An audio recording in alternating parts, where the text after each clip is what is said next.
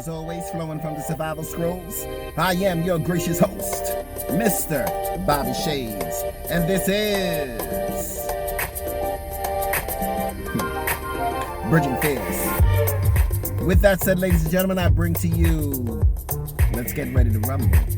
Let's go. So, family, forgive me, my voice is incredibly hoarse, incredibly hoarse.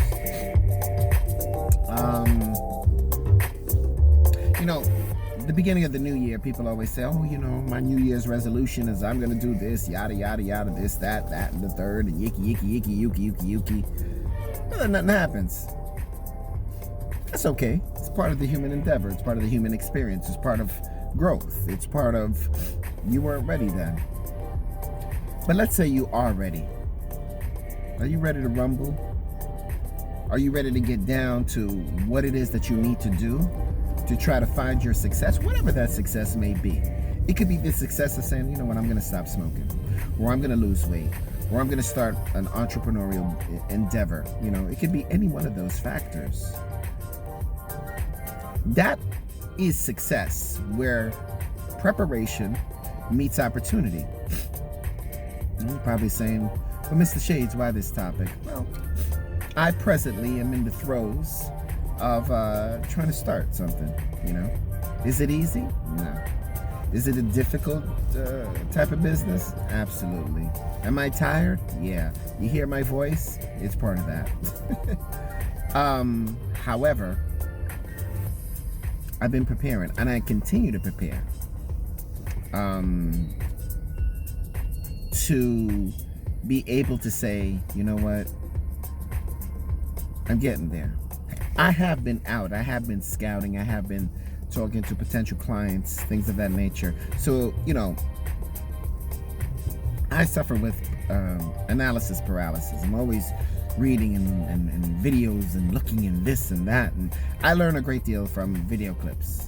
That's how pretty much I learn. But I do have individuals in my life that are showing me and giving me little caveats of tips and tricks and this and that and the third. It's not a difficult job. It's a matter of being able to speak, and speak well and speak succinctly, so that the potential clients, customers, what have you, whatever term you want to use, even though, I'm sorry, customer and client is different. A customer is the first-time person. The client is that person that has maintained the integrity of being part of your lot of your business. So I don't mean to be so frivolous with the terminology of customer and client. But these are some gangster individuals. I'm in a territory with these type of people that, let's just say, they wear vampire outfits, and the way they drive, they buy their tickets. They got a hookup because they one guy almost smashed into another guy just backing up. He didn't even take in consideration the dude or anything. I'm just gonna go. See, he was gonna push through, but I was like, no, I go first, because I'm just in that type of mood. And this one here got his door open.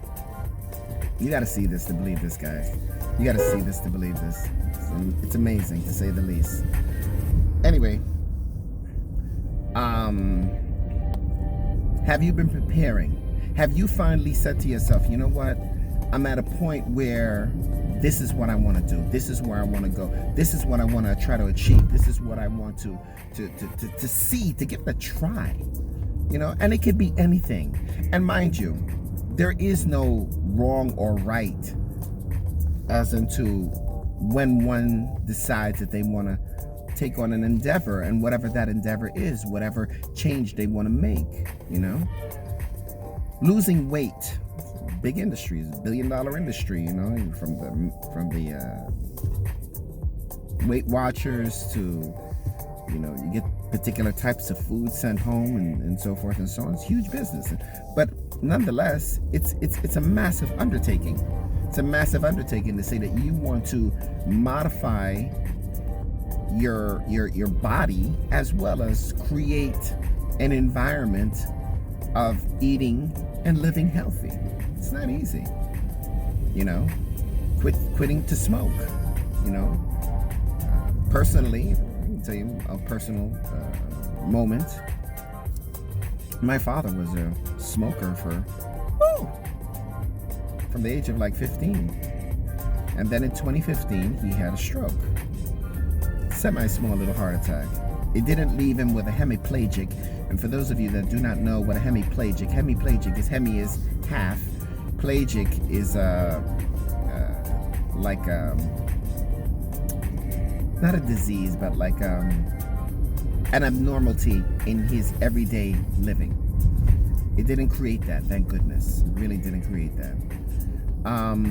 But he was rushed to the hospital. And I remember when I went to go see him, and I said to him, I said,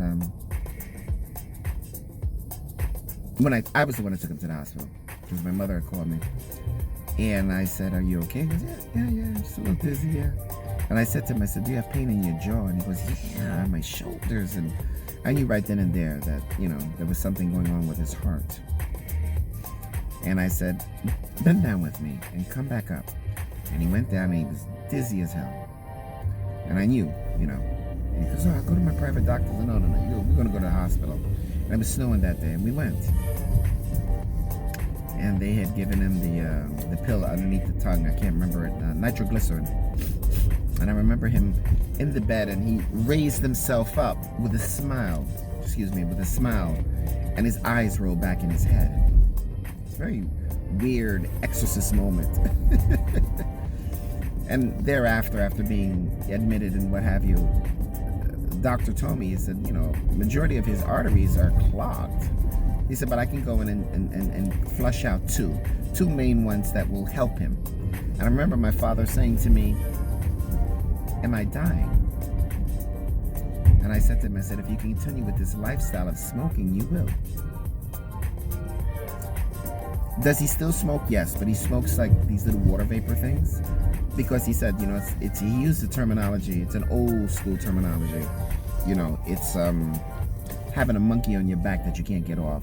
So just to have the feel of something, he does these water vapor things. But he had to, by default, to stay alive, which thank God he's still alive today. He had to quit smoking. True story. So he was forced to. Now let's say you're not forced to. You have the opportunity, you have the chutzpah, as the Jewish would say, to say, I'm gonna do this. Have you been preparing yourself? What if you're a writer, right? And you've been writing all your life and you're good at it. Do you have the ability to say, I'm gonna put pen to paper and bring it out to the world? And where the opportunity, especially now with writing, you can write for Amazon and Kindle, and you can do your own thing, and put yourself in a particular genre. There's this one woman, Snow, and she writes a lot of erotic stories, a lot, and she's got her niche. You have S.W. Frank, and she's a Latina, Puerto Rican woman. And her niche is to write on interracial romance with the mob. That's her thing, and she's done phenomenal with that.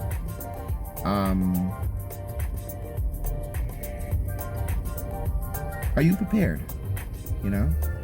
And mind you, it doesn't have to be something that okay, dude, what are you gonna do? You're gonna turn, or you're not gonna turn? You're gonna turn. It doesn't have to be something in particular that you have to study and go. You could be, it could be a hobby for you. You could say, I know how to detail a car, and you started to get into it and started to look at YouTube videos and started to put it to practice, and you're good at it. That's your preparation. Athleticism, martial arts, writing, maybe even going to school and say, you know what, I'm very good at math. I think I can try to see if I can go to MIT. Do you know that Will Smith was accepted to MIT? He's a very, very smart man, incredibly smart. MIT, Like, damn. Forget about Harvard, Columbia. My man was, the school of math above. So, are you ready to rumble, family? Has your preparation created you to look for the opportunity or create your own opportunity to say, let's get ready to rumble. Let's go do this. Just a thought. Anyway, family, please excuse the voice. It's a bit sore.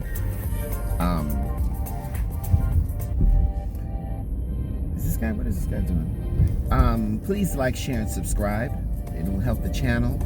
It'll help the channel grow. It'll help the channel, the algorithm. And it'll allow me to bring more heat and to reach a more wider audience. Don't hog it up. Tell your friends, listen, check this guy out.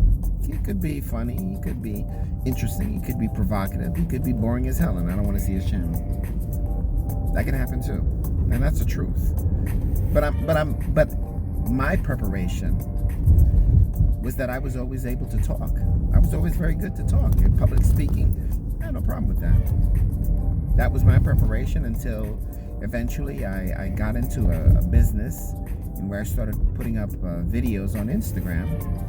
And then back in November of 2020, I put my first video out and on Instagram. And I just said, you know what? I'm gonna just start talking to the crowd and see if anybody's interested in my what's in my mind, what's in my head, what's in my heart. So anyway, family, let us give thanks and praise that we are 6 feet above ground and not below, and that those in our inner circle are in the same vein. Whatever you do today, family, if silence is your conviction today, make it loud and proud. An incredible oxymoron, like Eyes Wide Shut. Anyway, family, my slogan, my mantra, my motto, whatever you do, stay lovely, stay sexy, but most of all, family, stay safe. The streets are hot and summer's coming. This is Bridging Fears. I am your gracious host, Mr. Bobby Shades, and I bid you all adieu until the next video. See you guys then. Take care.